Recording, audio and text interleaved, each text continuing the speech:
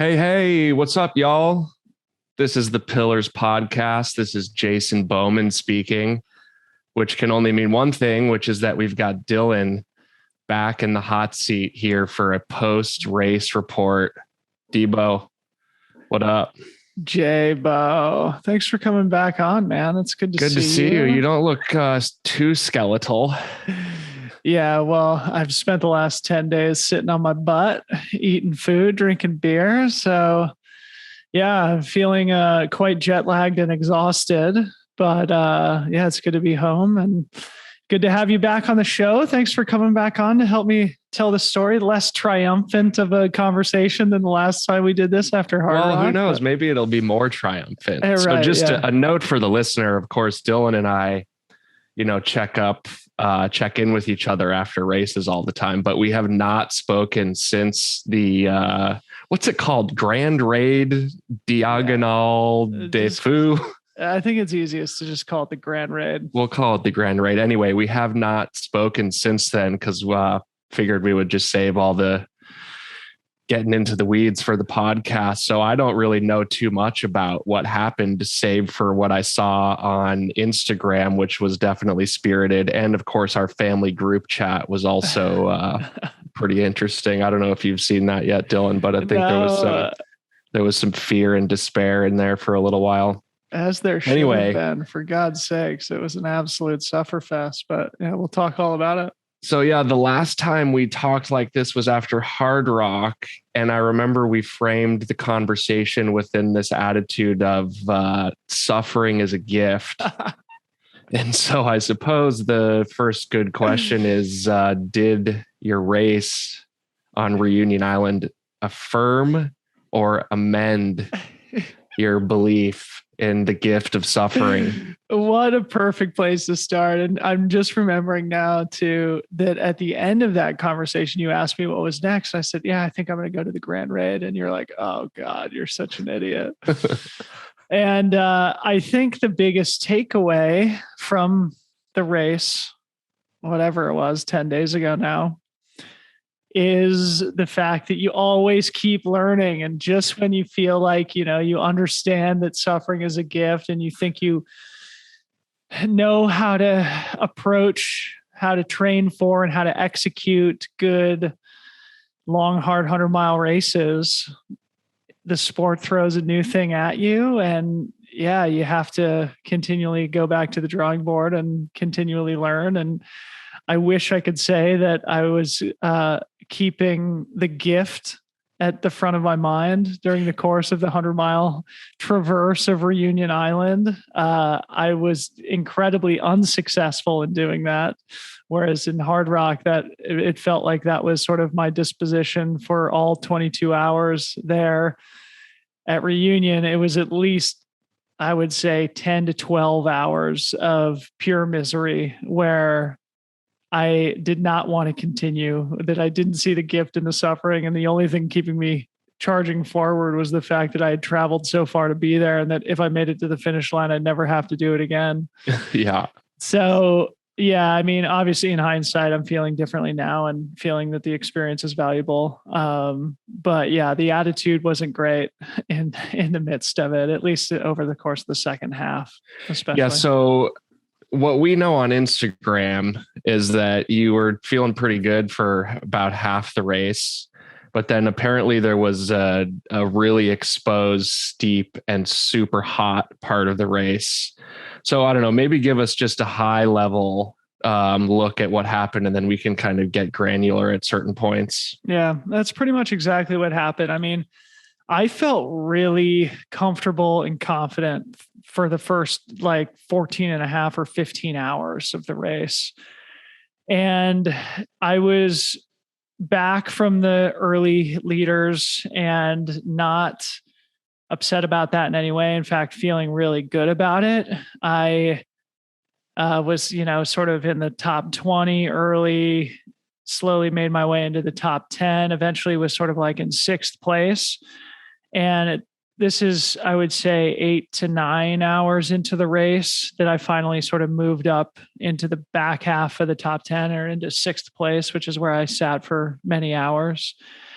And at that point, I thought for sure I was running a perfect race. I was coming around every corner. I was just waiting to see one of the guys who was in front of me suffering and walking, because I felt that they were going a little bit too hard. And in particular, there was 3 early leaders who got off course for only about 5 minutes, but got off course and then came charging back past me very early into the race, probably less than 50K into the race. And of course, we all know that getting off course is something that happens in the sport, and it's all about how you respond to that circumstance that ultimately determines whether you are able to make up for those types of mistakes successfully. And to me, it felt like the guys were rushing too hard to get back into the front of the race. So as they went past me, I felt like, wow, they're really pushing it early. And so as the race progressed, several hours later, I just felt like these guys went off course, even though it was only 5 minutes. They probably had to work way harder to get back into the lead. They're pushing too hard. This is a really tough course. It's about to get hot. I am in a perfect spot. They are all going to explode. And this is going to be the second half of the race is going to belong to me. And then of course what happened was that I was the one who exploded and they all held it together. To their credit, all those guys held it together. So what was the explosion?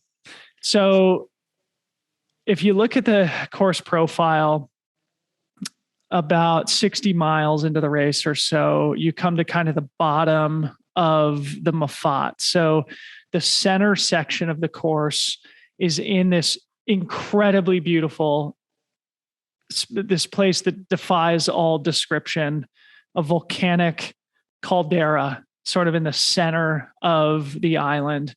It's called the Mafat. And this section of the island is only accessible by foot or by helicopter. And to put it all in greater context, the island is tiny. I wish I knew the dimensions of it off the top of my head. The island is tiny, but it has nearly 1 million people that live on it. So it feels like fairly densely populated. But the Mafat is like this crazy, wild, remote section of this tiny, tiny island. And it's where it's the crux part of the course. And so about 100K in, you get to sort of the bottom of the Mafat section.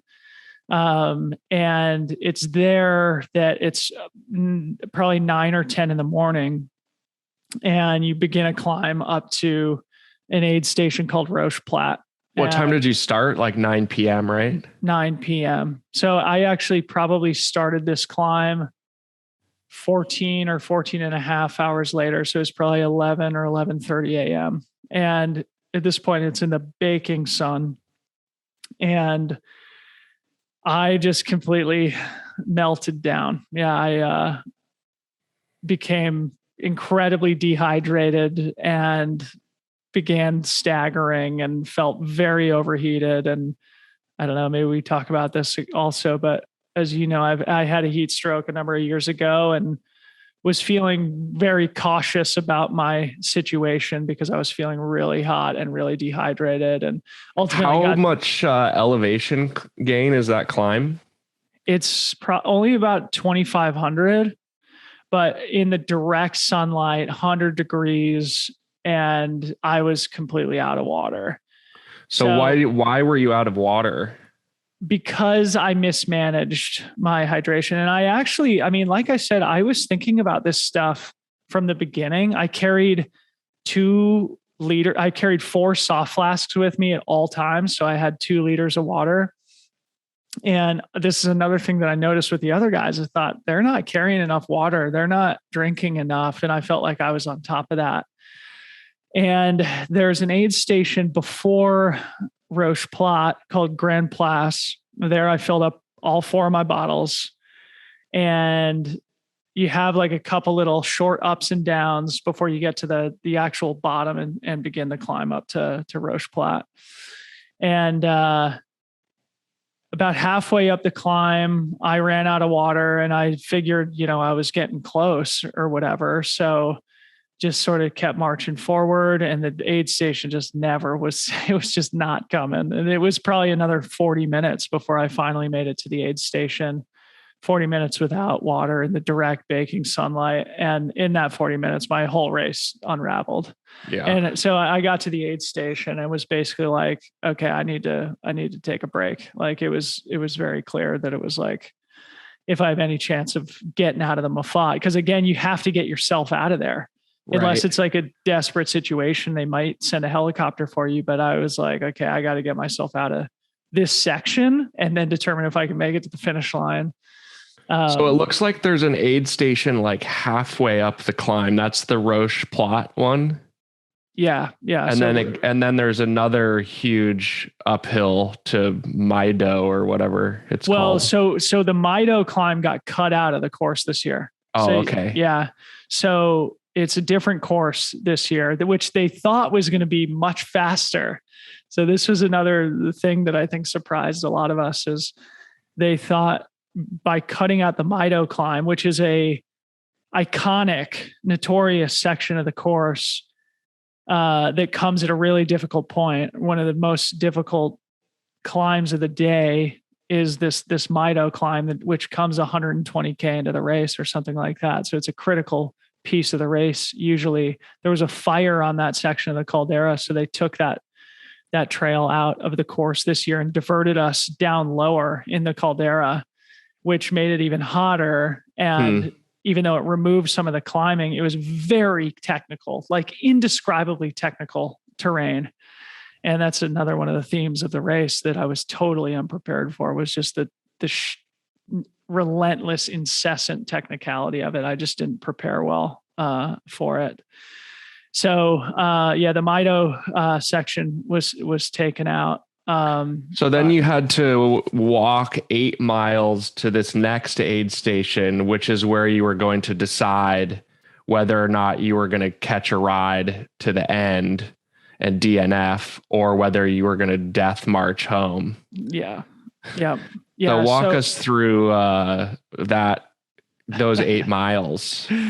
Well, first, maybe I'll talk about the actual aid station meltdown, because I think it's relevant to the story. So the other thing that's cool here is that Ryan, our colleague and friend who, was there to sort of help document the race, he had a media pass and he had to go into the Mafat too, because it became clear that, okay, if we're going to get any cool footage of this race and do it any justice, you have to go into the Mafat. And if you go into the Mafat, it's a big freaking commitment. So Ryan had his own mission to attend to, got himself to Roche plot. And as I came staggering in, it became abundantly clear that things were going sideways. Anyway, it was incredible, the level of care and attention that I got at this aid station, which again is really in the middle of nowhere. It's difficult to adequately describe, but they have to drop all the food and water and stuff via helicopters at these aid stations. And there was a big group of medics and volunteers there who cooled me down, laid me down on a cot, fed me some water and soup and stuff. And finally, after like 45 minutes, it was like, okay, time for you to start moving again. And Ryan had a media credential. And actually, one of the other interesting things about the race is that unlike a race like Western States or UTMB or whatever, like Ryan was able to just kind of do whatever he wanted to. So he was able to just kind of like stick with me for the 8 miles that I just kind of like walked downhill. And of course, he wasn't giving me any support or whatever. It was just taking pitiful photographs and videos of me. But basically we spent 3.5 hours walking out of the Mafat to the next aid station. And again, it was like just brutally, oppressively hot in a way that again, it's hard to describe. And I'm not sure I've ever really experienced in another place. And finally we got to the next aid station called Dobrow. And it was there that I was going to have to make the ultimate decision of whether to continue or to succumb to the challenges of the day and cut my losses and call it a day. And luckily I chose the former. And so were you deliberating though during those miles? Dude, for 3.5 hours, I couldn't bring myself to say it out loud to Ryan, but that's all I was thinking about internally is like, how the fuck am I going to make it? I don't think I can make it. And I mean, you still had like 60K left, right? I had 50K.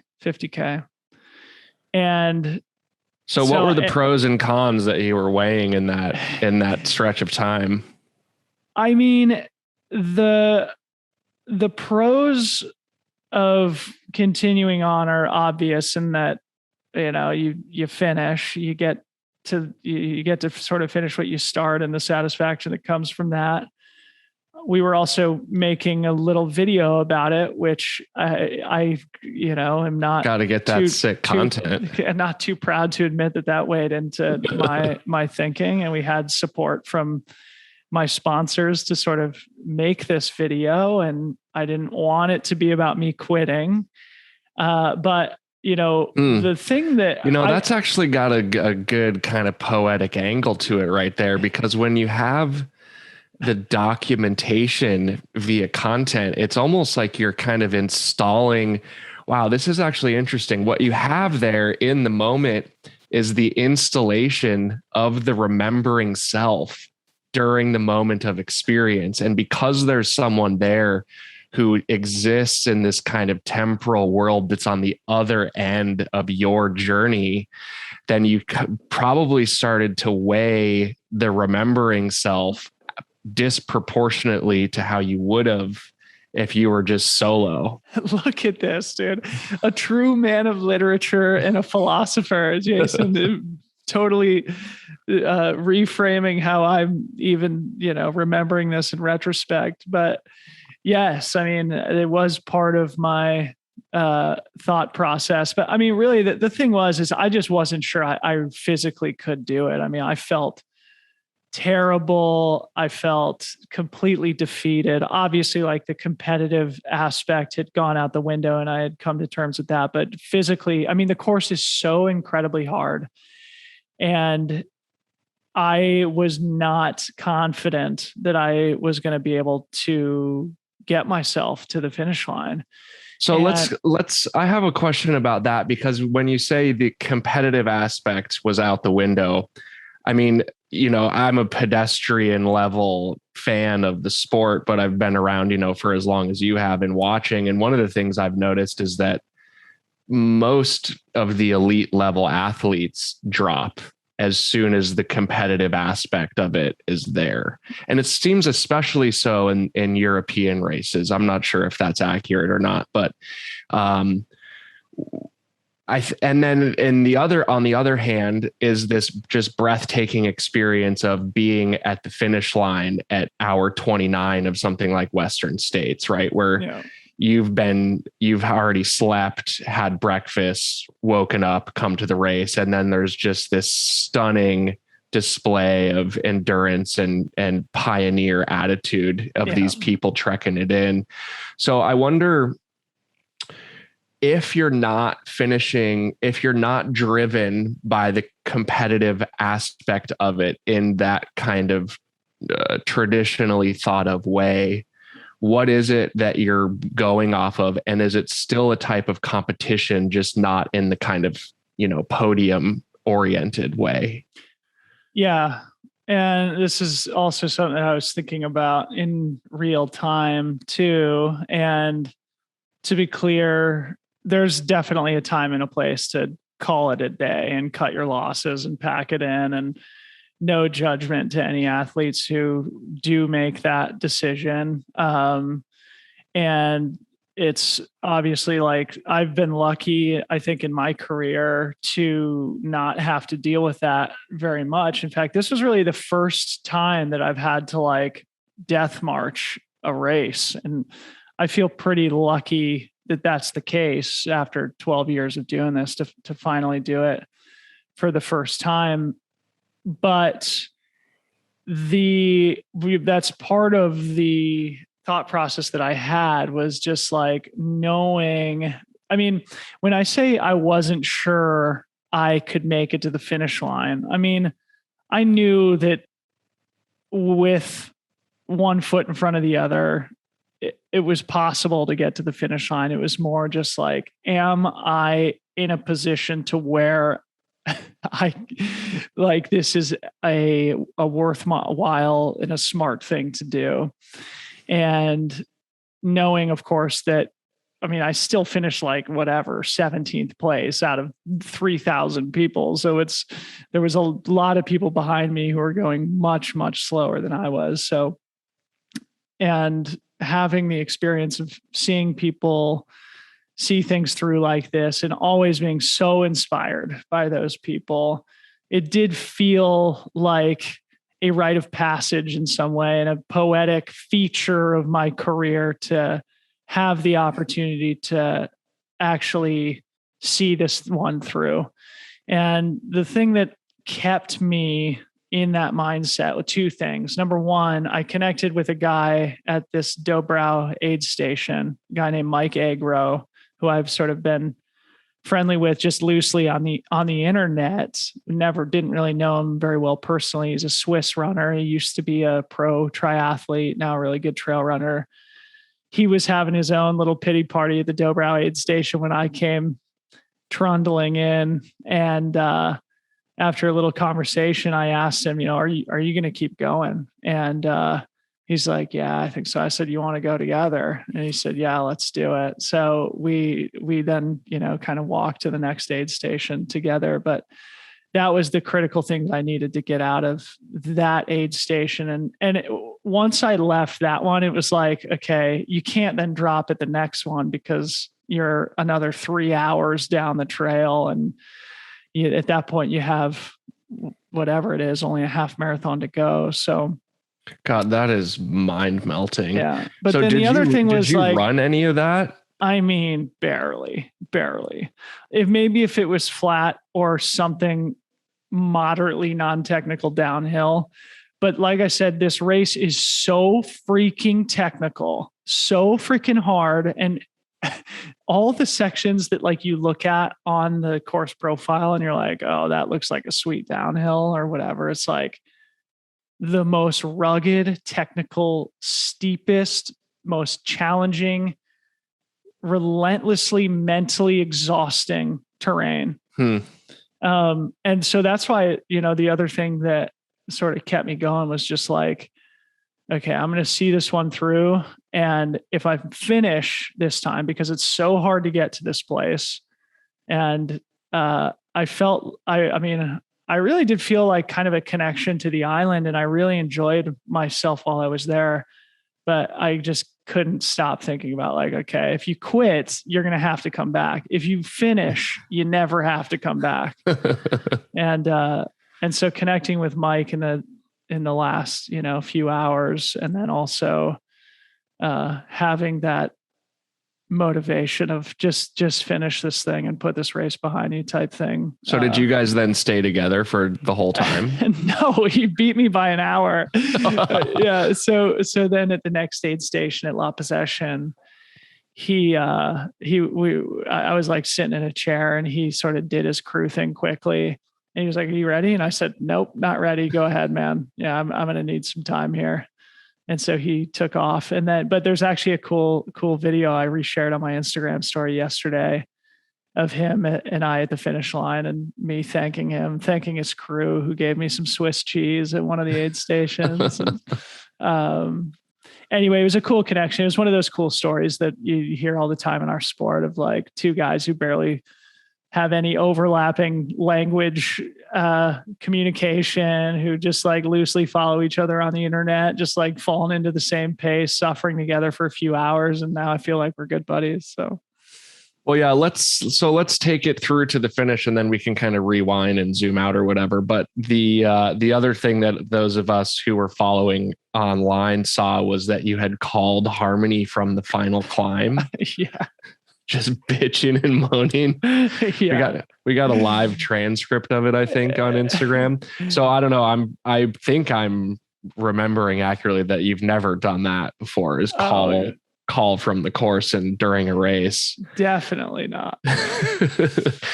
So what was that?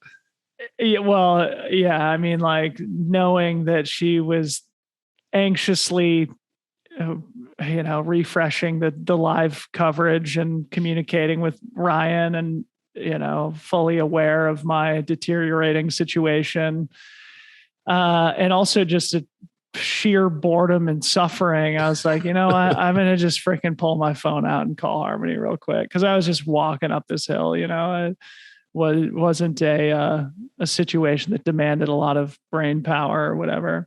Yeah. And so I just called her and said, hey, how's it going?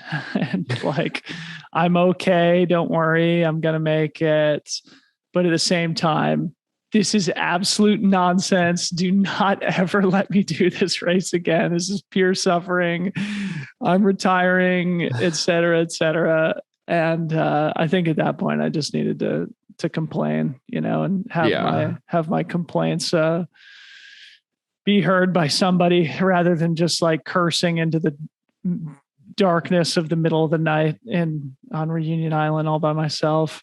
And anyway, I think it was only like 5 or 10 minute conversation, but I had like 2 hours to go, and it definitely provided a little bit of entertainment there in the last miles. Maybe you should just do that now going forward, is just chat during the hundreds. Maybe that's like the ticket. I mean, I'm totally a chatty guy, but no, you're not. During a race, it's hard to get like more than 3 syllables out of you. You're pretty icy. I guess early in the race with the other guys, I was pretty chit chatty.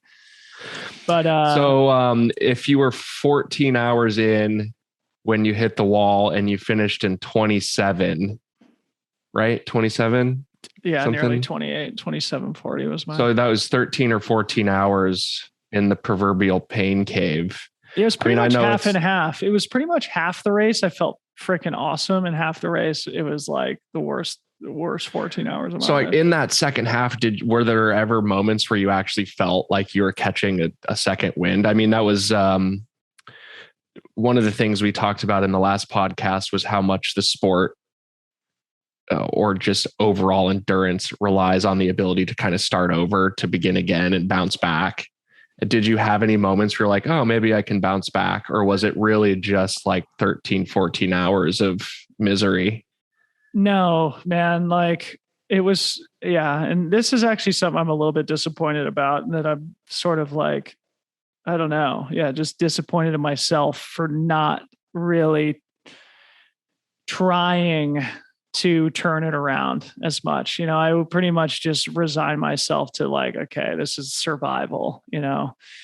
This is just going to be terrible, get through it type thing.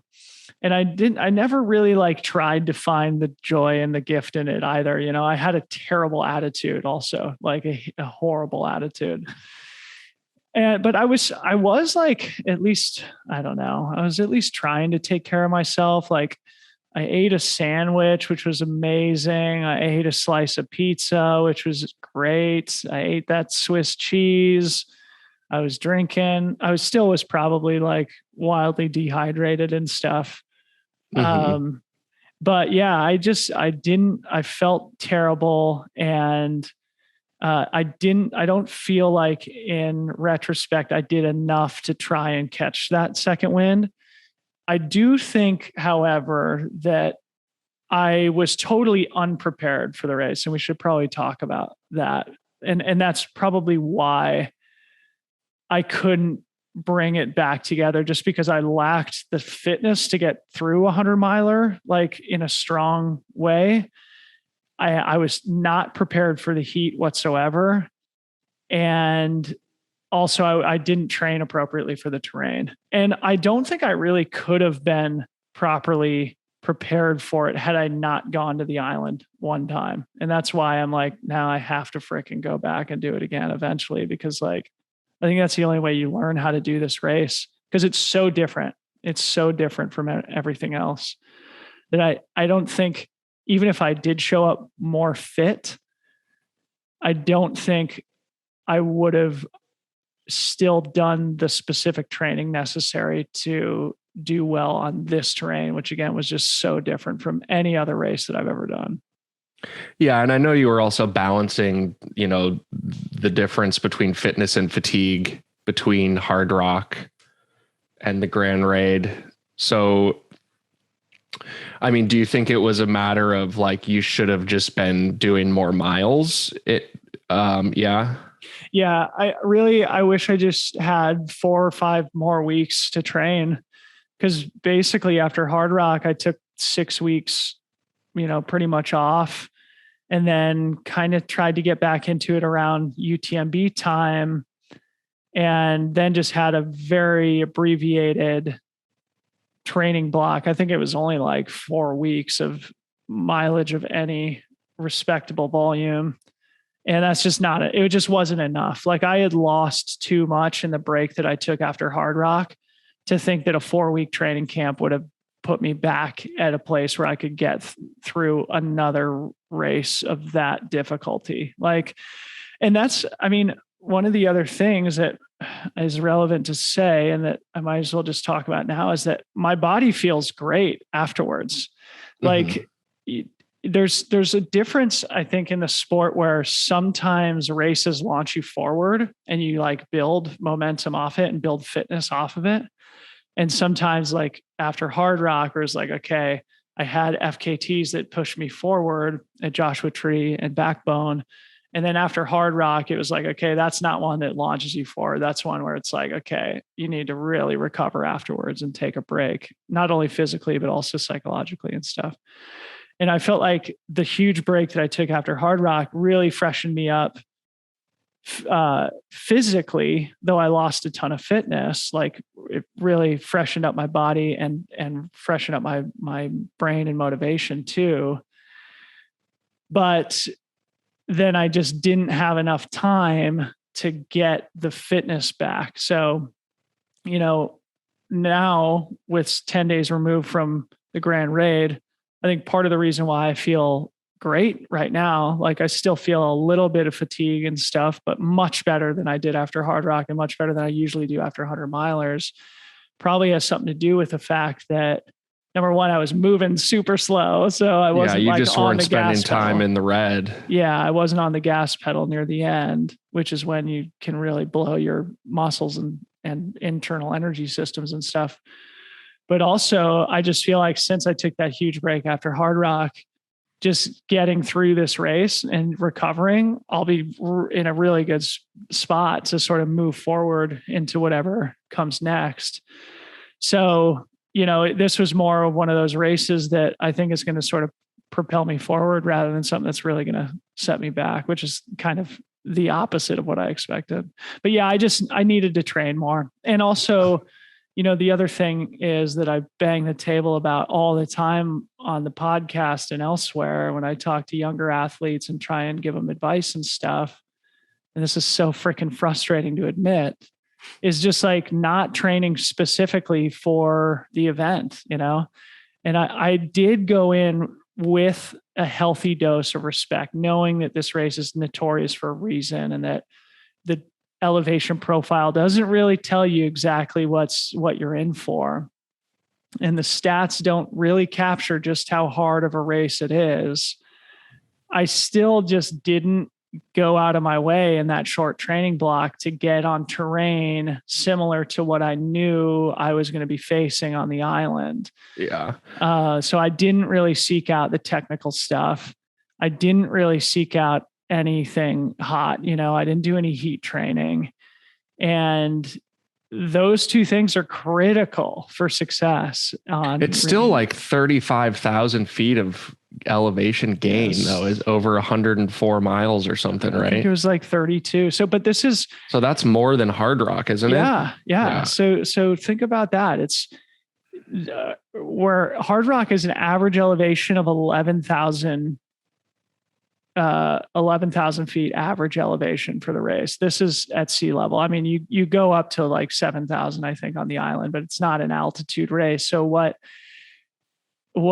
it lacks in altitude, it makes up for in heat and technicality, because the race runs usually about an hour slower. Like for somebody like for Francois, Grand Raid runs an hour or 2 hours slower than Hard Rock.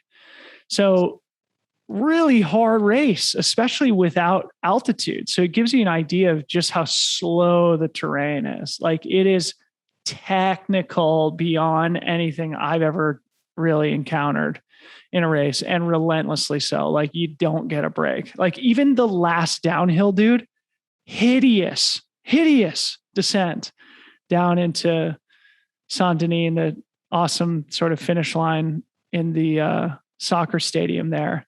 But it just keeps coming at you. There's like never, ever a kilometer or a mile where you can just like turn your brain off and jog. Yeah. You know, it's like, it's so freaking hard. So hard. So I want to talk about the difference between stubbornness and determination, where we could maybe define stubbornness as they're very much the same thing, but I guess what I would think of as the difference between stubbornness and determination is that the nervous system, when you're stubborn, is super hard and resistant, but the nervous system, when you're determined, is very resilient and open and flexible. And while they might lead towards different results, the means towards those ends are quite different. And I wonder, what your perspective of that is now in retrospect. Dude, that's powerful, man. I love that. I'm going to steal that. I'm going to put that on a t-shirt because, dude, I was way stubborn. I was not determined, like if we're using the definition that you just provided, it was like I was white knuckling through the last 14 hours or whatever. There was no like, and that just takes so much energy. Yeah. So again, and this is probably going back to what I said earlier about like why I wasn't able to really like find the gift in the suffering this time, because it was just like, I was stubbornly just like, get to the finish line. You never have to do this again. You're retiring, etc. Instead of like, oh man, what a great opportunity to celebrate your ability to be here on the island. This whole trip was supposed to be sort of a metaphorical kind of fork in the road in my life, from leaving a career that I've been in for a long time to sort of pursue my real life's passion with a little bit more commitment. And it would have been a great opportunity in those last 14 hours to really like remember that and kind of celebrate that and find the value in the death march, in the vision quest. But I'd be lying if I said that I did. I mean, it was pure, unadulterated, stubborn, white knuckling, just get to the finish line. And it was like, yeah, man, it was at least 12 hours of like just pure misery psychologically, of just like looking at my watch again, going back to our Hard Rock convo. Remember, I was like, in retrospect, I was like, I felt like I wasn't looking at my watch at all. And that's always a signal. Yeah. It's just so perversely fucked up how many times we have to learn the same lessons over and over, even when it's so easy to talk about them. But then, yeah, but it's really an interesting, it goes to show just how much the mind, the attitude dictates how things go. And it's like, you can do the exact same physical pursuit and like even take away the ridiculousness of 100-mile race. But, it's one of the things you learn a lot in sitting practice is how to not exist with a calcified nervous system. I remember I used to give this example all the time of like, I used to live in this apartment building with just a few other people, and the trash day was on Wednesday. This is ridiculous. This might be a waste of time, so feel free to cut it out. But the trash day would always come, and no one of the other apartment people would take the trash cans out. So I ended up doing it every week. And of course, I ended up totally doing it stubbornly and with this crazy, resentful, resistance-based nervous system. And, like as a quote unquote meditator, I feel especially hypocritical and ridiculous when that happens. But then I remember one night, I hate this story of like, oh, I did a really good job, but I did one night. It was raining and I was like, oh, here we go. It's Wednesday. No one's going to take the trash out. And for some lucky reason, I had the wherewithal to be like, all right, bro, like decalcify your nervous system for a second. And so I like really tried to just have a decent attitude. I like put on my raincoat and I walked outside and I wheeled the 3 bins out there. And it was like, it doesn't sound like it, but it was a pretty cool experience because I was doing the same thing I would have done no matter what. And it was raining and it was, what the last thing I wanted to be doing. But I did just have that moment of like, oh yeah, okay. Like just do this like with some sort of lubrication on your insides and you'll actually find a moment of joy. And that's what ended up happening is I ended up like standing out there for an extra 5 minutes, just like looking at the rain. Just looking at the trash. Yeah. Dude, that's beautiful. I think, decalcify your nervous system. We need to print that on a shirt. And so the other thing I thought of was like along those lines is I remember, so for those of the listeners who haven't heard, Dylan and I, actually one of the very first podcasts was us talking about these meditation retreats that I do every year, that are 10 days and super gut wrenching. And you definitely meet some of these same kind of monsters and demons and encounter incredible necessity for enduring spirit. But I remember one year, this was maybe 3 years ago, on day 10, when you finally get to talk to the other people there, I always seek out the guys who are the, veterans and the legends and sit down and have lunch with them on the very last day. And I was talking to this guy and it was his 25th year of doing these 10-day sits. And I'm just in awe of these guys who have been doing it for so long. And I look up to him so much. And we started talking and he told me that his very first try, he quit, he DNF'd the Vipassana because he was having such a hard time and he just didn't know how to get to the finish line. He couldn't. And like every day is kind of like an aid station. It's like, if I can just get to day 7, I'll be all right, et cetera. Yeah. But I remember because he said he had this memory of it. And what he told me was that it was, I don't even remember, but like halfway through, he just sprung up off his sitting cushion, grabbed all his shit and literally ran down to the parking lot and threw his stuff in his car without his shoes on. Like he was like, get me out of here right now. But one of the teachers, the male manager, came and saw him and had a word with him in the parking lot. And this was the thing that this guy told me that he always remembered, is that the guy told him, hey man, sometimes we meet these monsters up in that hall on the hill.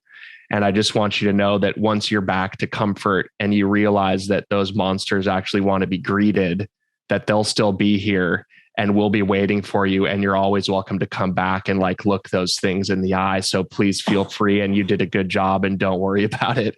And when he told me the story, I just was rushed with like all these waves of whatever it was and was like, that is so powerful.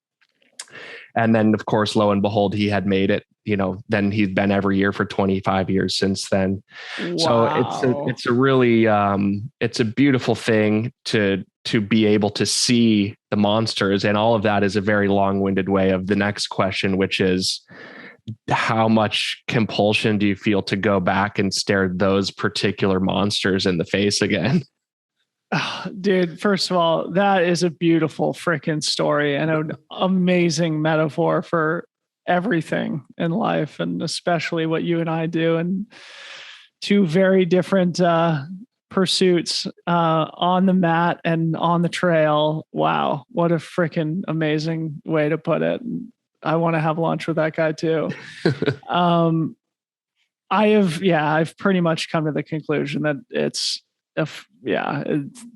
I'm obviously going to have to go back to this goddamn race eventually and do it again, because I don't know. I think first of all, it's a really, really special event. Like, it's a really cool place and not many Americans have gone. And those who have gone have not done well on the men's side. Sabrina Stanley has, and big kudos to her for showing up and winning on the first try. I mean, I was completely unprepared and surprised with what I encountered at the race. And like I said earlier, I don't think I could have been properly prepared without seeing it for the first time. So now that I have, I would like to do two things. Number one, go back myself eventually, probably not next year. I think I need a year to decompress from those monsters that I confronted. But eventually I would like to go back. The other cool thing is, and this gives me some hope for the future as well, of the guys who finished in the top 5 or the top 6, maybe it was. Well, first of all, one of the winners, again, there was 2 guys who sort of tied for the win. One of the winners is Ludo Pomeray, legend. I think he's 46. And there was 2 guys who I believe are in their 50s and another guy in their 40s in the top 6. So I think like in the top 6, there was like Danny Young, who tied for the win, who's about my age. And the rest was like Masters runners. So it's a race that I think favors strong, mature, just older guys who have a good head on their shoulders and maturity and intelligent race strategy. Well, the other thing we talked about last time was the your kind of intuitive sense about how the race is going to go, which you usually have. Thank God you brought this up because we need to talk about this. So this is a really important thing, I think. Like, and it's something again where it's just like, God damn it, Dylan, learn your lesson. Okay. Like, this is something I've been through. This is something I've been through a lot, is like a week before the race, I was feeling, or a week before I was supposed to leave for the race, I was feeling totally overwhelmed by life. I had so much going on, wrapping up work, doing all my other side hustle stuff, trying to train. I was traveling, doing commentary. I mean, just like it was nonstop, like too much stuff going on. My training, I wasn't feeling fit. I wasn't feeling confident, especially for a really long, hard race. And I nearly bailed on the trip because I was just like, man, I just don't feel up to it. I don't feel prepared. And I know myself well enough. And to your question and to what we talked about before the Hard Rock episode, is like, I usually do know with a fair amount of certainty whether I'm ready or not. And even though I felt like fresh and I had a few like decent runs, if you made me sort of pick one way or the other, gun to my head, are you ready or are you not ready? I would have said not ready. And in that situation, don't freaking go. And so even though it was an awesome trip, there was so many positives to take away from it. And it was always meant to be this kind of like celebration of this life transition that I'm in the middle of right now. And for that reason, I was like, you got to just go. And I posted about this on Instagram before I left because I was listening to a podcast where a guy said something that I thought was really brilliant. And that is that risk is the tariff paid to leave the shores of the predictable. Risk is the tariff paid to leave the shores of the predictable. And for me, I heard this right when I was waffling about whether I should go or not. And I was like, because you have to be also open to being wrong about your, right, intuition in that way. I was like, this feels risky. Like, I don't feel up to it. Like, I don't feel fit. I don't feel like I'm ready for a great performance. But like, who knows, like, let's take the risk, whatever, and, in hindsight, I'm not sure I regret going to do it, even though the outcome was well below what I wanted it to be. But it is another one of those just things where it's just like, okay, now you've learned again, you need to listen to that instinct of like, dude, if you're not feeling ready and psyched and like, have that feeling of just like, let's do this mission, then you're not going to perform to your potential. And so, especially when we look at the contrast between how I felt right before Hard Rock, where it was just like, let's do this thing. This is what a gift. It's so much gratitude, to just before Grand Raid being like, should I even go? This feels stupid. It's like, yeah, well, look at the outcomes of both of those. And you can trace the line backwards to exactly how you were feeling beforehand. And it's easy to predict how it's going to go in that case. And so it's just another one of those things that I've got to relearn for the 1,000th time, it feels like. And and that's also like such a, that's another big part of these practices that I have hitched myself to, which is, you have to repeat it enough times where the concepts actually become able to be displayed through behavior. Like, it's really easy to be like, everything is impermanent and we're all one.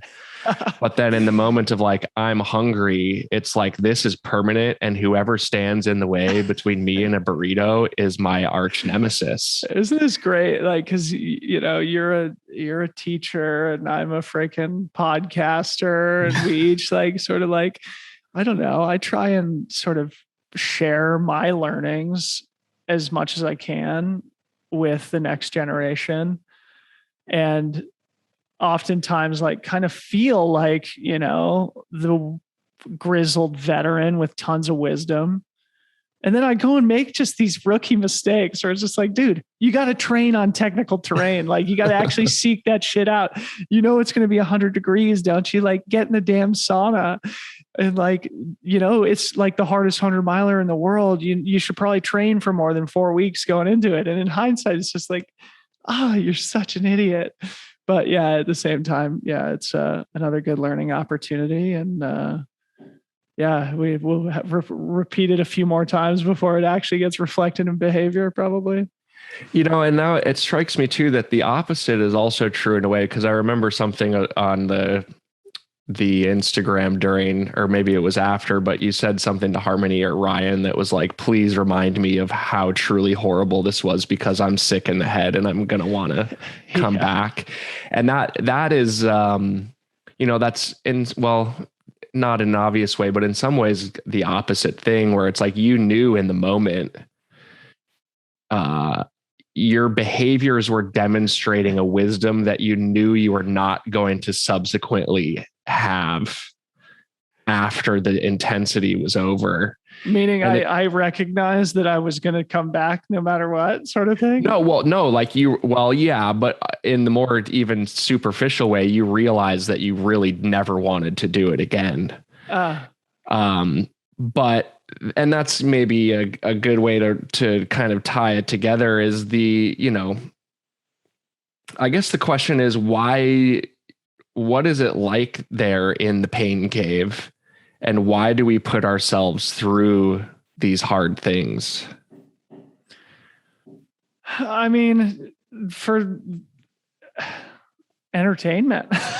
That is so sick. I think that's one of the things. And I think everybody's got their own motivations. I think for me, I like to compete. I like to travel. I just genuinely love the process of training, of, figuring out the logistics and the strategy of trying to like make up for my perceived lack of talent with sort of better execution.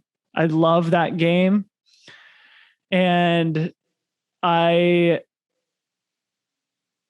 also, just like it helps you sort of figure out the deeper meanings of life and the deeper lessons of, of being a human being, of just like seeing through hard things, of working hard for what you want, of,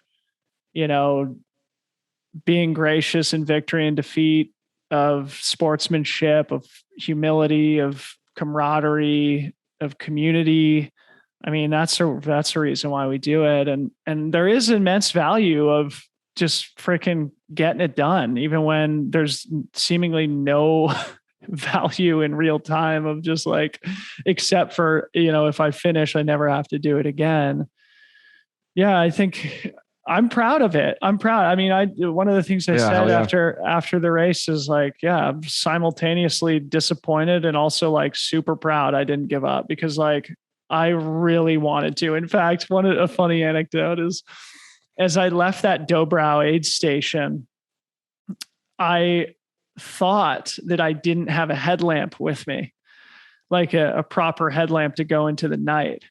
And for a half a second, I was like, oh, praise the universe. This is my excuse to quit, because I don't have a headlamp and I couldn't possibly leave this aid station and go into the night without a headlamp. So because I don't have a headlamp here, because it was in one of my future drop bags, because I thought I was going to be much further down the trail by the time I needed to pull my headlamp out, I thought that was going to be my excuse to pull the plug. And then I realized, of course, that I did have a headlamp with me, a sufficient headlamp to get me through the night. And I was like, damn it. Okay. There goes the excuse.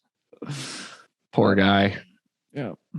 Yeah. It's interesting. I think, there's something about that the dichotomy of the remembering self and the experiencing self too. And I think there's something about just putting yourself through intensity, like in these intense experiences, you really get super close to this resplendent truth that is very languageless and very sensational and very much not based in concepts.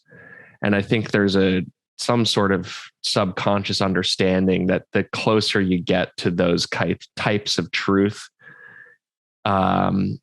with consistency, the easier it is to help them kind of leak into the same version or a different version of the same person that also does things like sit in front of computers and lie down on couches. And maybe the real gift of the intensity is as much about that invitation to acquaint oneself with those languageless things as it is to really master the ability to find the determination over the stubbornness. So yeah, I don't know. God, you're so much better at talking. I'm leaving than I am. in 2 weeks to go sit for 10 days. So hopefully I'll remember 1% of any of that while I'm in my own pain cave. Confront the monsters. No, I mean, that's what a perfect way to say it. It is beyond concepts. It is beyond words. It's a beautiful thing to just have the opportunity to push that far and that deep. And whether it's at the Grand Raid or sitting on a cushion for 10 days, it's the same thing. So what's next? Just got to figure out my entire life, top to bottom. Yeah, no, I was really hoping that it was going to go perfectly and that I could, spend the rest of the year just kind of basking in the glory of a great 100-mile finish. Well, maybe it did go perfectly. Yeah, maybe it did. We'll see what the future holds. But yeah, the rest of the year, I got to focus on business, on life, on whatever's next for me and what we're doing. And I got a lot of work on my plate, a lot of things to figure out. So what about, are you eyeing any races? I saw that you just signed up for the Hard Rock Lottery. Yeah, I'm in the Hard Rock Lottery. I'm not sure what my chances are. They're very low. So yeah, next year is still very much up in the air. I anticipate that UTMB is going to start announcing their new schedule of races, maybe as early as this week, which will help me start thinking about that. If I don't get into Hard Rock, I'll probably make UTMB the main goal for next year and sort of build the calendar around that. But yeah, for now it's all about just, embracing the off season, running when I feel like it. My plan is to really to be a little bit more specific, to do lower volume, but a lot of higher intensity stuff. So kind of go back to what I did at the beginning of this year that I think set me up so well. That is just, run an hour and a half a day, and then twice a week, just kind of sprint up hills a few times and just hit the gas pedal hard and keep the overall volume low. I think it's really good to just sort of shift the emphasis, shift the stimulus a little bit after a long summer of just kind of slogging miles out to keep it shorter and harder. Yeah, well, 'tis the season for excess and getting fat. I'm looking forward to that. Me too. All right, bro. Well, good to get the full download. Yeah. No, thanks for doing it again. It's always fun. I mean, this is great. We got to make this like our thing. Every race, we just have to record a little debrief. These are really fun. So appreciate you steering the ship again, J-Bo. Always my a good pleasure. time. Thanks for having me. All right, bro. Let's catch up soon. All right. Peace.